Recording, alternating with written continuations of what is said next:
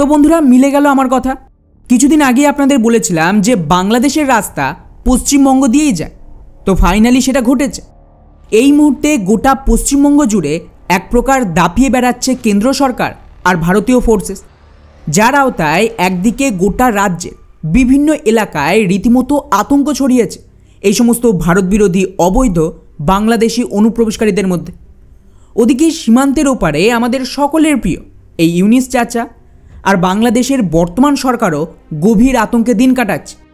আর এটা আমি এমনি এমনি বলছি না।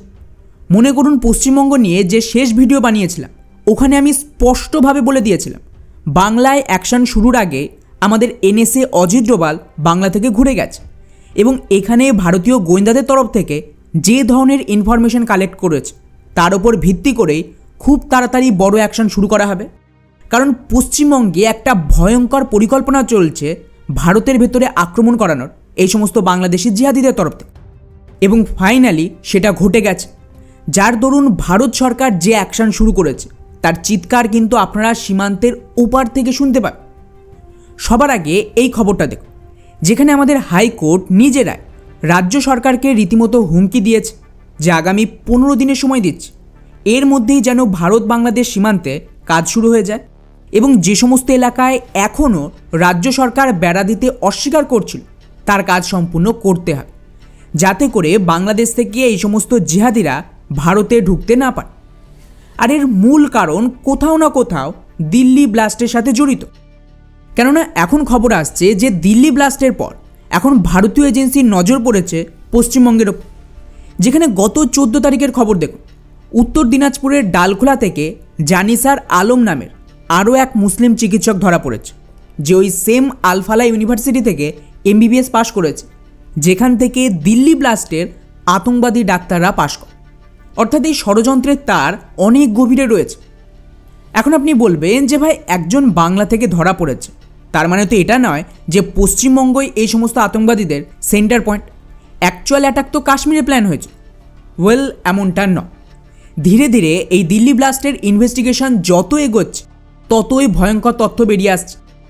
এই খবরটা দেখুন, যেখানে দিল্লি ব্লাস্টের অ্যাকচুয়াল পরিকল্পনা হয়েছে বাংলাদেশ এবং আমাদের এই পশ্চিমবঙ্গ থেকে। ভারতের নিরাপত্তা সংস্থাগুলোর তদন্তে জানানো হয়েছে যে সমস্ত বিস্ফোরক দিল্লিতে ব্যবহার হয়েছে সেটা বাংলাদেশ থেকে প্রথমে পশ্চিমবঙ্গে আনা হয়, তারপর সেটা যায় সোজা ফরিদাবাদে। এর জন্য বাংলাদেশের সন্ত্রাসী গোষ্ঠী আর পাকিস্তানের লস্করে তৈবার মধ্যে একটা কানেকশনও রয়েছে। লস্করে তৈবার কমান্ডার সাইফুল্লাহ বেসিক্যালি ঢাকার বনানী অঞ্চলে একটা বৈঠক করেছিল ভারতে এই হামলার জন্য, যেখানে সরাসরি বাংলাদেশের সরকারি কর্মকর্তারাও সামিল ছিল এবং ওখানেই পরিকল্পনা হয় যে কিভাবে ভারতে অ্যাটাক করতে হবে। কিন্তু বন্ধুরা, এখানেই উঠে আসে সবচেয়ে ভয়ঙ্কর তথ্য। হামলার পরিকল্পনা বাংলাদেশে হলেও এটা এক্সিকিউট হয় পশ্চিমবঙ্গের মাধ্যমে। বাংলাদেশ সীমান্তের কাছে মুর্শিদাবাদে একটা নিরাপদ জায়গা রয়েছে, যার মালিক অ্যাকচুয়ালি বাংলাদেশি মুসলিম, নাম ইখতিয়ার। এই ব্যক্তি বাংলাদেশ থেকে সমস্ত বিস্ফোরক এনে এই পশ্চিমবঙ্গের মাটিতে লুকিয়ে রাখে, যা পরে ওদিকে সাপ্লাই হয়। অর্থাৎ আমাদের বাংলা একটা লজিস্টিক হাবের কাজ করছে আতঙ্কবাদীদের জন্য, যেটা একসময়ে কাশ্মীরে হতো। আর কি অবস্থা ভাবুন, বাংলাদেশি মুসলিমরা বহাল তবিয়ত পশ্চিমবঙ্গে জমি বাড়ি কিনে বাস করছে, সীমান্ত দিয়ে বম আনছে, সেটা আবার দিল্লিতে যাচ্ছে ব্লাস্টের জন্য। এবারে বুঝতে পারলেন তো যে কেন পশ্চিমবঙ্গে বাংলাদেশ সীমান্তে বেড়া দিতে বাধা দেওয়া হচ্ছে, আর কেনই বা বাংলাদেশি মুসলিমদের তাড়ানো নিয়ে এত লড়াই চলছে রাজ্যে। এর পেছনে বেশ কিছু বিদেশি শক্তির হাত তো রয়েছে, এবং এটা বুঝতে পেরে তড়িঘড়ি হাইকোর্ট কিন্তু রাজ্য সরকারকে হুমকি দেয় যত তাড়াতাড়ি সম্ভব বাংলাদেশের সীমান্তে বেড়া দাও, যেটা এতদিন রাজ্য সরকার কিছুতেই করতে চাইছিল না। ফলে স্বাভাবিকভাবেই বাংলাদেশের ব্যান্ড বাজাতে হলে আগে পশ্চিমবঙ্গের ভেতরে থাকা ওদের যে নেটওয়ার্ক সেটাকে ধ্বংস করতে হবে, তবেই না বাংলাদেশের বিরুদ্ধে অ্যাকশনে নামার জন্য ভারত কিছু কারণ আর প্রমাণ পাবে যে কিভাবে বাংলাদেশের বর্তমান সরকার এবং ওদের আতঙ্কবাদী গোষ্ঠীগুলো পশ্চিমবঙ্গকে ব্যবহার করছে আতঙ্কবাদী হামলার জন্য। তারপর কিন্তু আর কেউ ভারতকে ঠেকাতে পারবে না বাংলাদেশে অ্যাটাকের জন্য। যাই হোক, এখন প্রশ্ন উঠছে যে যদি এই সমস্ত গণ্ডগোল বাংলা থেকেই হয়, তাহলে এর বিরুদ্ধে ভারত সরকার বাংলায় কি অ্যাকশন নিচ্ছে? ওয়েল, ভারত সরকার এক প্রকার উঠে পড়ে লেগেছে পশ্চিমবঙ্গে অ্যাকশন নেওয়ার জন্য। প্রথম অ্যাকশন শুরু হয় আমাদের গৃহমন্ত্রী অমিত শাহের তরফ থেকে।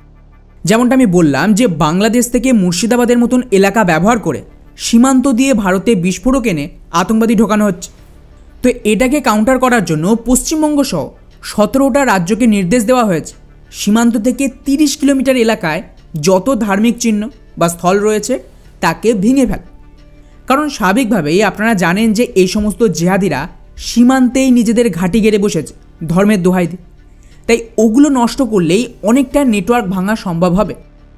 উদাহরণ হিসেবে যদি উত্তরপ্রদেশকে দেখি, ওখানে কিন্তু নেপালের সাথে সীমান্ত রয়েছে, বাংলাদেশ বা পাকিস্তানের সাথে। তা সত্ত্বেও নেপাল আর উত্তরপ্রদেশের সীমান্তে 10 কিলোমিটার এলাকায় 225টা মাদ্রাসা, 30টা মসজিদ, 25টা মাজার আর 6টা ঈদগাহ সহ 280টার বেশি ইসলামিক কাঠামো পাওয়া গেছে, যা অবৈধভাবে তৈরি, এবং এগুলিকেই ব্যবহার করা হতো ভারতে আতঙ্কবাদীদের অনুপ্রবেশ করাতে বা বলতে পারেন জেহাদ চালাতে। এবং এই সমস্ত স্ট্রাকচার কিন্তু গত কিছু মাসে যোগী সরকার ভেঙে গুড়িয়ে দিয়েছে।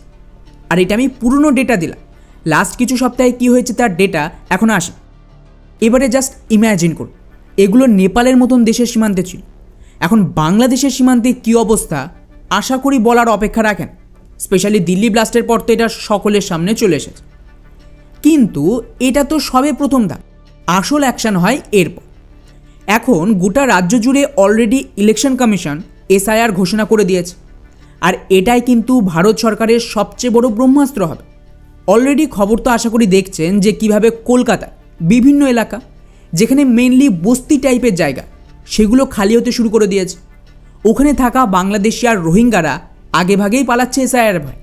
আর শুধু তাই নয়, পশ্চিমবঙ্গে অলরেডি SIR শুরু হতেই খবর দেখে 47 লক্ষ আধার বাতিল হয়েছে। জাস্ট ভাবুন, 47 লক্ষ আধার বাতিল। আপনারা কল্পনাও করতে পারছেন না যে SIR শেষ হলে কী পরিমাণ নকল ভোটার বাদ যাবে, আর নকল ভোটার বাদ গেলে ইলেকশনে তার কি প্রভাব পড়ে। জলজান্ত উদাহরণ তো বিহার। এবং এই কারণেই PM মোদি একটা ইঙ্গিত দিয়েছিল যে মা গঙ্গা কিন্তু বিহার থেকেই বাংলায় ঢোকে। অর্থাৎ এর মানে দাঁড়াচ্ছে মা গঙ্গা যেভাবে সমস্ত অপবিত্রকে ধুয়ে দেয়, সেই রকমই বিহার সাফ করে বাংলা সাফ করবেই SIR। ফলে যদি একটু আমরা আসামের দিকে নজর দিই, কারণ আসাম আর বাংলার মোটামুটি একই রকম অবস্থা, তাহলে আপনার সামনে পুরো ছবিটা পরিষ্কার হবে যে পশ্চিমবঙ্গে সরকার বদল করিয়ে কি করাতে চাইছে কেন্দ্রীয় সরকার। আসামে তো রীতিমতো তাণ্ডব বহু মাস ধরেই চলছে, এবং ওখানে যে পরিমাণ বাংলাদেশিদের তাড়ানো হচ্ছে তা কল্পনার বাইরে। এবং এটাই আমার বলার উদ্দেশ্য ছিল ভিডিওর শুরুতে, যে বাংলাদেশের রাস্তা পশ্চিমবঙ্গ দিয়েই যায়। একবার পশ্চিমবঙ্গ সাফ হয়ে গেলে এখান থেকে কম করেও কয়েক কোটি বাংলাদেশি মুসলিম খেদানোর সাথে ওদিকে সীমান্ত পুরোপুরি সুরক্ষিত হয়ে যাবে। তারপর বেসিক্যালি গোটা ভারত থেকে বাংলাদেশিদের তুলে এনে এই পশ্চিমবঙ্গ দিয়েই ফেরত পাঠানো হবে। কারণ তা না হলে আপনি যতই গুজরাট, দিল্লি, রাজস্থানে অ্যাকশান নেই, ওরা কিন্তু আবারও ফিরে আসবে পশ্চিমবঙ্গতে। এই কারণেই রীতিমতো আতঙ্কে রয়েছে ওদিকে বাংলাদেশ। কারণ বাংলায় সরকার বদলের মানেই হলো বাংলাদেশের ওপর ক্র্যাকডাউনের গ্রিন সিগন্যাল। এখন দেখা যাক যে এত কিছুর পর ভারত সরকার আর কি পদক্ষেপ নেয়।